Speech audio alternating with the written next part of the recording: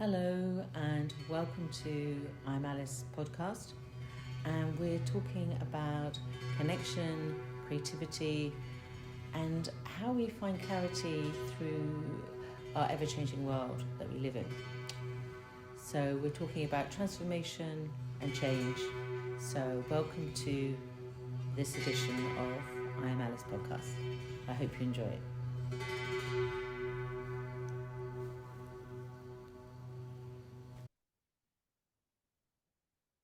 Okay, so welcome to another edition of I'm Alice podcast.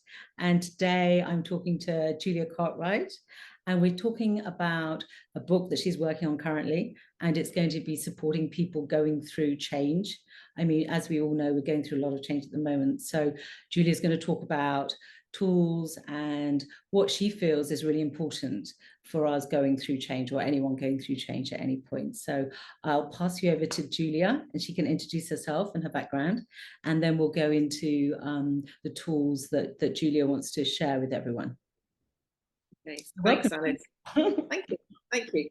My name is Julia Cartwright. I have a very varied background in terms of my career. I had a first career as a chartered surveyor working in property. I then transitioned, because of my property background, into working in health. I requalified as a psychologist and neuropsychologist, worked in the fields of evidence-based medicine. And I guess in terms of weaving all of those threads together, I myself have been through a lot of change.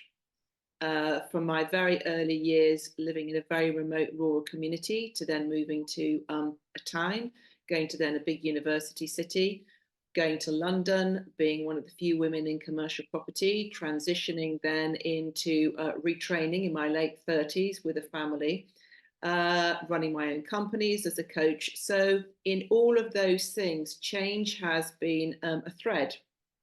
And I'm a very observational person, and I've been observing for many years where we're going as a collective, and the change and the acceleration of change is huge at the moment.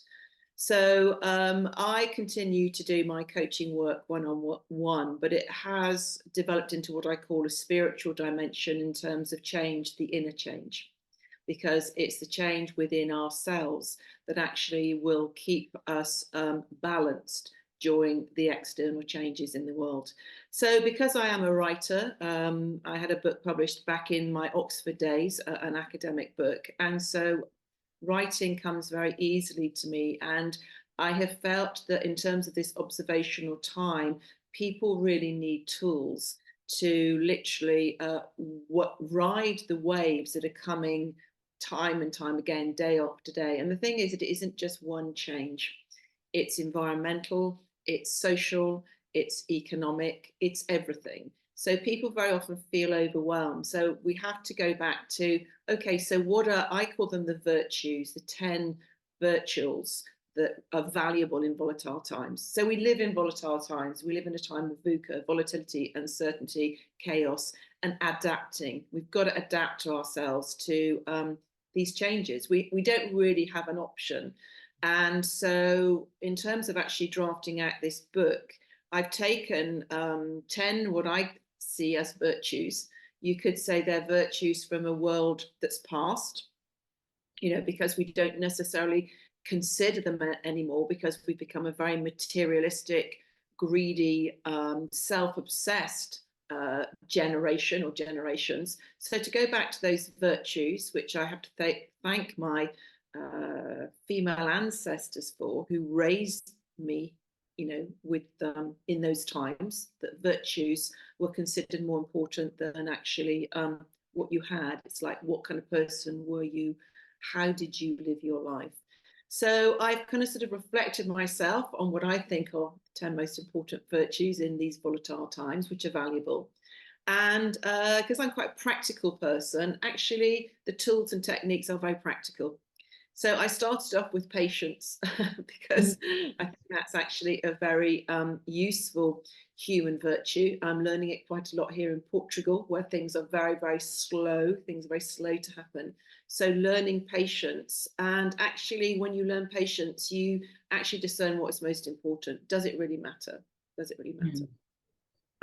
So I literally, when I was kind of thinking about like what would be my top 10, they're really ones that I would want to apply, you know, to myself. And some of these things I've had to apply to myself since 2019, where I left the UK, I left my home, my family, a long-term marriage, and fled to France and lived literally up a goat track until literally last summer. So I've lived alone as a hermit. And so some of these virtues I really have had to embrace out of necessity of, I guess, my own transformation.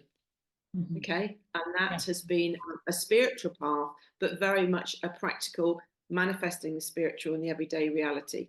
You know, I don't live sort of somewhere up there. It's about, well, how do I apply that in my day-to-day life?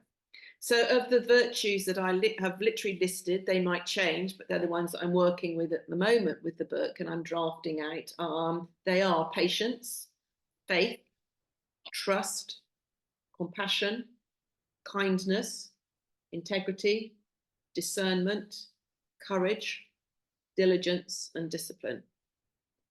And as I've gone through each of them, I've reflected on my own life in terms of how I've applied those, how I've seen other people apply them, probably those people who were my own wise elders, and literally how we can galvanize them now. Mm-hmm. So that's been the kind of the process. I work in the kind of work I do. I work with what I call cohesive communities. How do we bring communities together so that they are solid as they were in past times? That was what I grew up in rural Somerset. I grew up in what I call a cohesive community. And the glue, there were many rituals around that, but it was also the women that held the communities together. So with what I call the rise of the divine feminine, that energy, I'm sensing a kind of a rebirth of those skills that are going to be needed, that certainly have been kept going in Indigenous communities too, which I've also been spending time in. So that's the rationale for the book. I hope once it is a kind of a physical thing that people can read, that actually the next step would be to actually turn it into a teaching manual or running workshops. I will eventually be having a base back in the UK, and I'm sensing that that's what I'll be doing, you know, with that UK base, is to literally be teaching this so that it's visceral, so that people feel it. Absolutely. Because it does need to be something that's embodied. You know, when I say courage, you know, what does that mean? Well, it's a feeling you have in your body. You know when you're doing something that's taking you, it's not that you don't have fear, but that you're actually going through the fear and you're not letting the fear take over you. So it comes from like sort of the solar plexus, you know, here, courage, rage of the heart. And it's a feeling of, I say, the fear and transmuting it into the fire energy to move you forward into action. So a lot of these virtues are virtues also of where you can take the action and where you can also challenge yourself. Discipline. A lot of this is going to require discipline. The day on day things that we do every day to embed our learning or our practice. This is a time of great mastery for us all. Wherever you're at. That's what I say. It's like, as a humanity, we're being challenged, and it's really to encourage us to up the level of mastery, you know, what we can do, not what we can't do. Absolutely. And we have to sort of get used to living with the unknown instead of having this security and it's the delusional security, because, you know, we never know what the future will hold, you know, and being comfortable with the uncomfortable. I know you spoke about courage, and I did a singing sort of songwriting workshop yesterday, and I had to sing my song and play guitar, and I've only been playing a very short time, but, you know, it's like having that courage and determination to just do it anyway. And you know, you feel so much better for doing it. You feel the courage inside you. You know, I mean, that's just a small example, but yeah. Yeah, I think you're right. I mean, the uncertainty, it's a big thing. We are living in uncertain times. So what are the tools? And I agree with you, Alice. When I was living in France, you know, when I first went there, my French was okay, but I never thought that it would be good enough, or I would feel comfortable or courageous enough to actually run workshops in French. If somebody had said to me when I first went there, that's what I would do, I would not have believed them. But actually pushing through that sort of then that deep belief in faith of that's what I was called to do. Actually, you can go through so many barriers of your own self limitations. So I think having had those experiences myself of, just pushing through, and I think being rooted in something. What are you rooted in? And I'm very rooted, I guess, in my faith. I've always had a sort of a deep knowing, and wherever that deep knowing has taken me, it's like I do honestly believe I'm there for a reason. It's no such thing as a coincidence. And I think that more and more of us are stepping into that place of actually just step in. It's not about what other people think, or the shame or the guilt, all of those other emotions that actually we're having to let go of in these times. And that's also about being fearless and courageous. It's not that we don't have some of those things that are within us, but actually we don't let it stop us or curtail us. We are being called to step up. Absolutely, yeah. So what would you like to share about, in a bit more detail, some tools that maybe people can take away and try for themselves? Yeah. I think the one that I've written about quite a lot is around trust. Okay. I wrote an article not long ago about the difference between trust and transaction. Okay. In our Western world, in our modern Western world, we are transacting all the time, particularly, it's like a marketplace. Do something for me, I give you money. Money is the kind of the currency of exchange, and that's a transaction. But in communities where you trust one another, so in communities that indigenous communities, or certainly the community I grew up in, it wasn't that people had much money, but there was a constant system of a gift economy in exchange, exchanging vegetables from the garden, honey, whatever it was. Nobody went without, because there was a trust within the community that you were all there to look after one another. Okay. And I think we need to get more comfortable with trust, because we've become very mistrustful. Anything to do with the other, it's like it's kind of grown out of all proportion.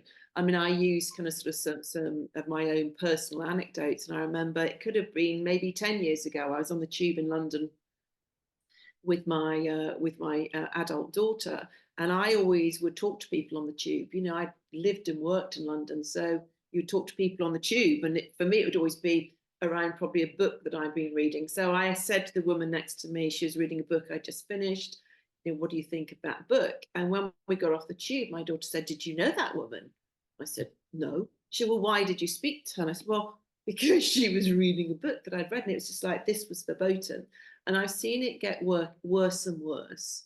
And we have to stop this. We have to stop being in the fear of, I don't trust that person because, and I can only transact with you through money. Because whether we like it or not, one of the things that's going to hit us is, I talked about changes, is going to be changes in our economic system. There might be periods we can't get money at the bank. We don't have money that we can transact with, whether it's actual currency or it's digital. We might have to transact or exchange in different ways, whether it's seeds, foods, and I was living this way in my life in France, in a rural community. So, but there has to be people who model it. You can't just say that's a good idea and you don't do it.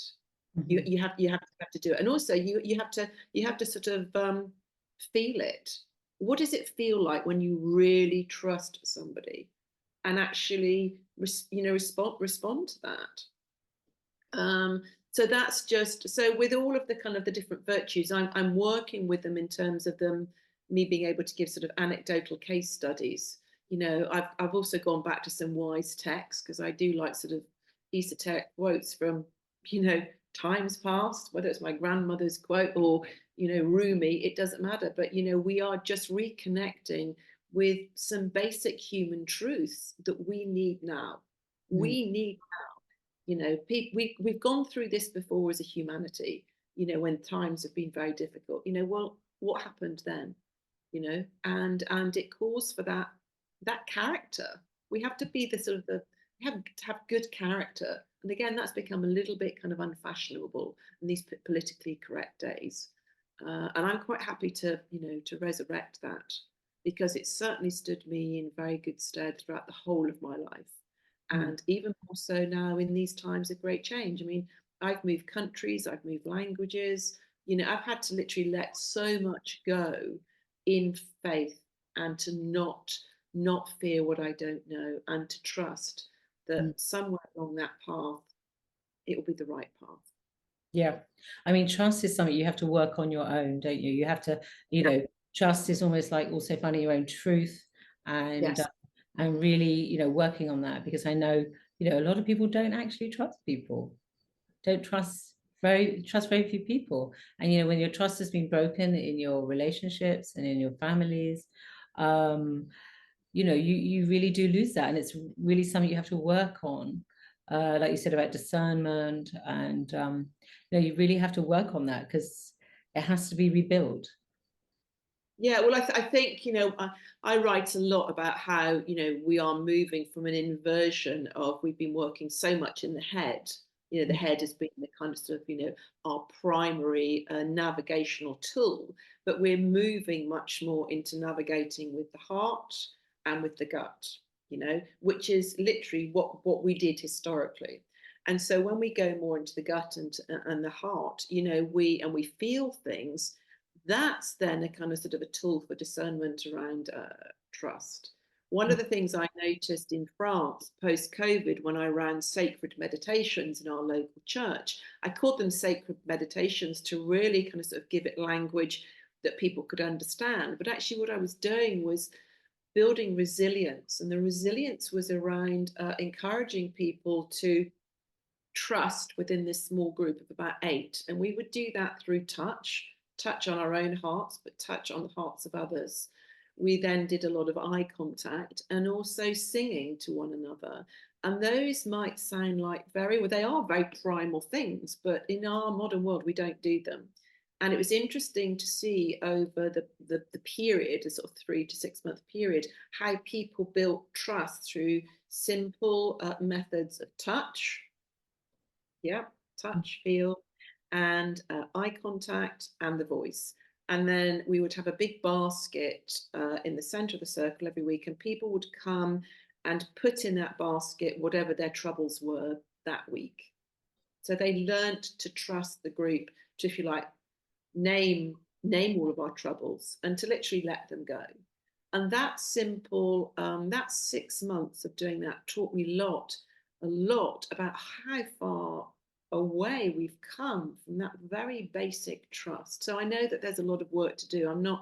This isn't going to happen overnight, but the more that we come together in small groups and communities to build that is going to give us the cohesion that we need in whatever our community is to withstand these big storms that we're in now, but there's going to be more of them.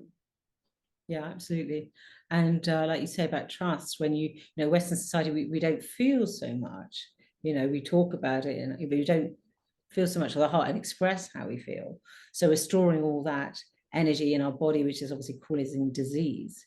And like you say about singing and voicing, it's a very powerful tool, and it's a very healing tool that we have with ourselves all the time. Whether it's like singing in the shower, or just expressing ourselves, or making sounds or whatever, or banging a drum and really expressing ourselves. And then we're getting in touch with our emotion. We're actually opening that door to feel more, and to express and to share and feel supported by other people that we've got, like you say, with your group, they've got to know each other by this regular contact. And it's like you say, small steps that then build this. It's not something you can just, create in a day. It's a process that takes time. Yeah, and I think that one of the things that I noticed, particularly when I was living in France during COVID, I had, all sorts of people kind of come and have sessions with me for all sorts of reasons. And when you're not using your maternal language, okay, and you only have sort of very little of the language, actually what you do quite naturally is that you go into your other senses, so whether that's the heart or the gut. And I was working with a fellow for quite some time. And what interested me is that he really didn't even know how to name an emotion. So even as we know, the anger, let's just take the emotion of anger. Anger can have many faces, and it can sit in many parts of the body, and it can be hiding underneath all sorts of things.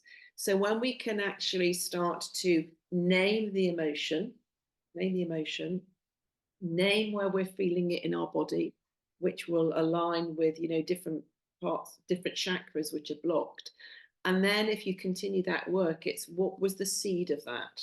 Where did that start? And we know it's always kind of sort of, childhood through to kind of sort of adolescence.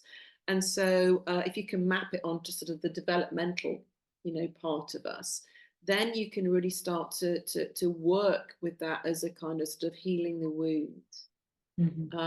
So that's kind of the work that I've been doing, and I think that's probably why this book has kind of sort of come out of that.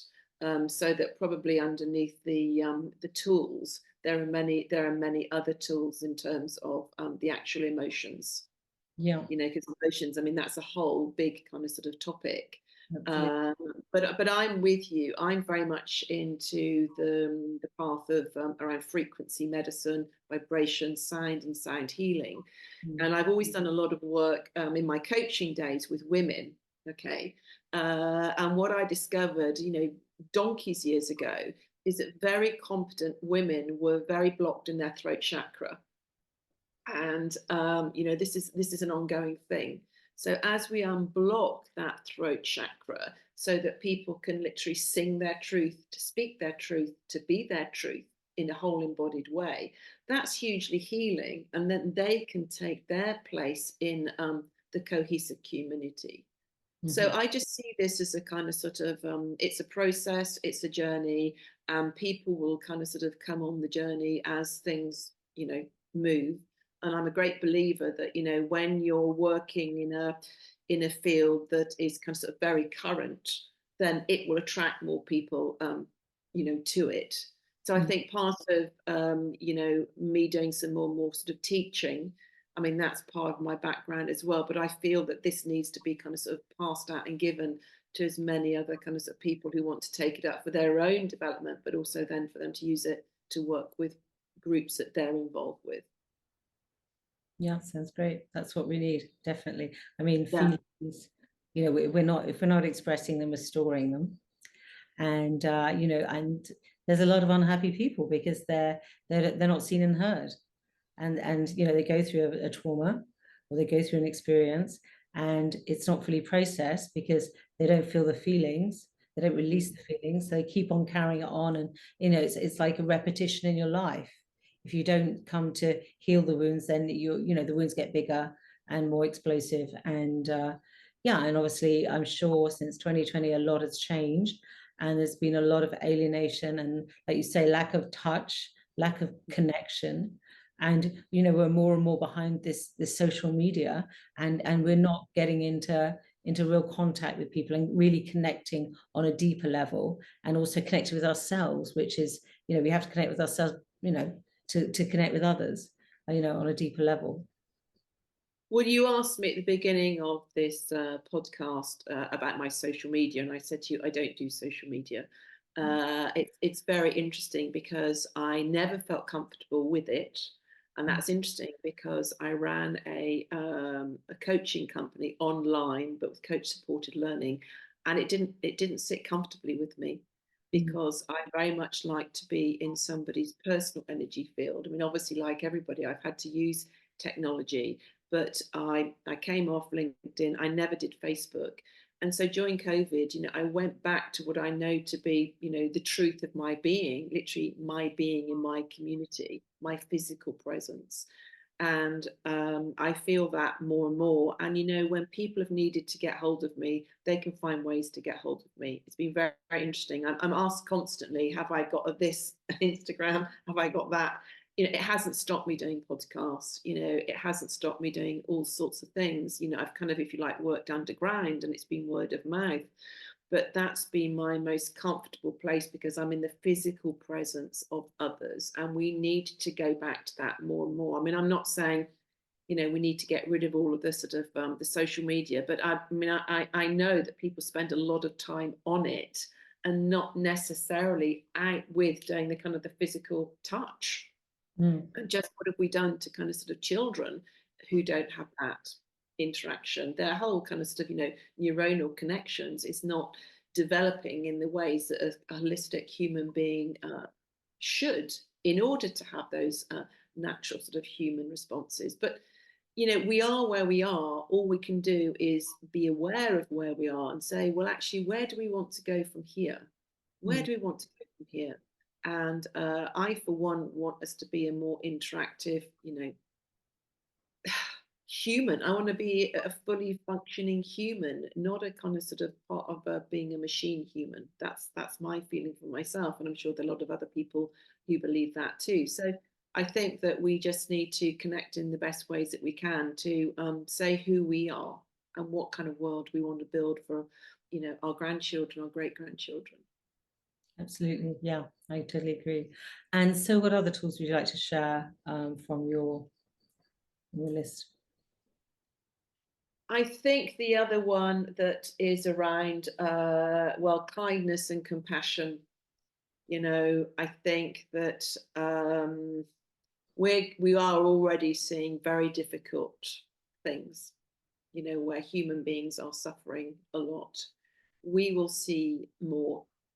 And so I think we have to find that compassion within ourselves. When things get rough, it's compassion for ourselves, but also sometimes it's seeing other people do not such nice things, and to maintain, sometimes a bigger understanding of forgive them, Lord, they know not what they do.